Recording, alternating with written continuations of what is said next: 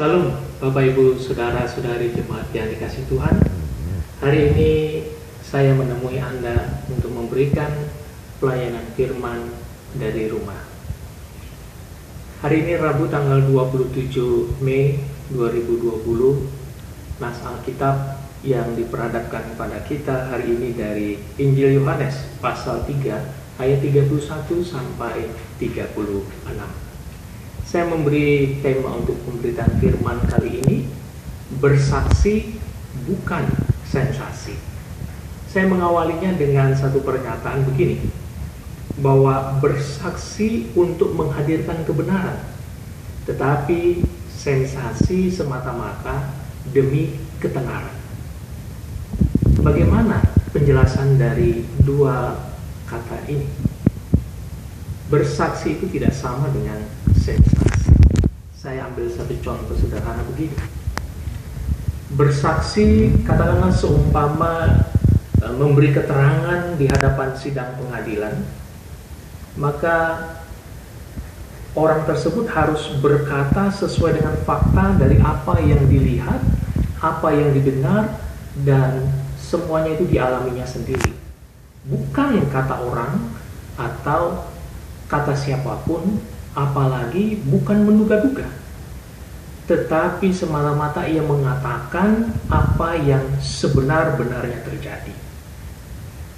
Tujuannya demi menemukan kebenaran sejati. Jangan sampai kebenaran ditutupi, justru yang salah dibenari.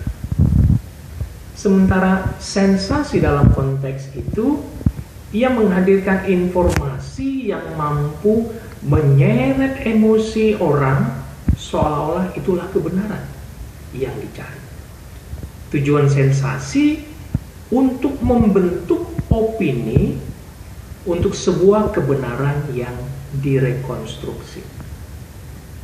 Bersaksi bagi orang yang siap mental dan pasang badan, apapun risikonya, kebenaran harus disampaikan. Sementara bagi yang suka cari sensasi, ia tak peduli dengan ekses yang terjadi. Pokoknya tujuanku harus tercapai. Ini masalah yang terjadi. Saudaraku, bagaimana orang berani bersaksi atau sensasi? Bersaksi itu menyangkut nurani, menyangkut harga diri dan keyakinan diri bahwa kebenaran harus berdiri tanpa masalah kondisi. Sementara sensasi yang penting ketenaran yang jadi. Lalu apakah hubungan dengan kesaksian Yohanes tentang diri Yesus dari Yohanes pasal 3 ayat 31 sampai 36 ini? Disinilah Bapak Ibu Saudara-saudariku, problematika bersaksi, bersensasi itu disingkapkan dan kemudian mencerahkan niat kita saat bersaksi dalam hidup ini.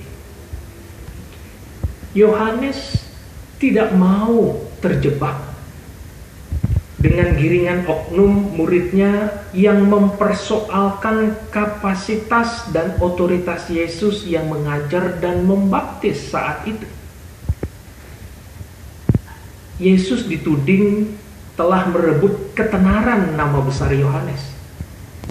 Buktinya orang berbondong-bondong menerima baptisan Yesus, sementara Yesus sendiri dibaptis oleh Yohanes. Ini sangka mereka.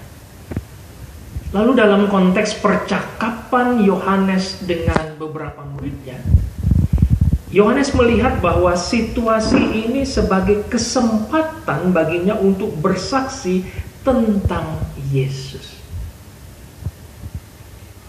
Pertama, siapa Yesus? Yohanes mengatakan bahwa dia adalah Mesias, sementara aku bukan. Aku ini diutus untuk mendahulinya. Yang kedua, bahwa Yesus dari sorga, kita ini dari dunia.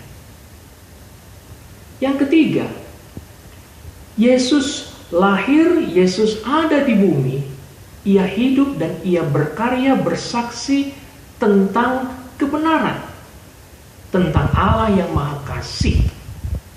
Karena itu kita yang menerima kesaksiannya haruslah hidup dalam kasih dan kebenaran itu. Maka konsekuensinya, kalau kita bersaksi, jangan bersensasi. Kesaksian kita harus menjadi seperti kutipan pada ayat yang ke-30.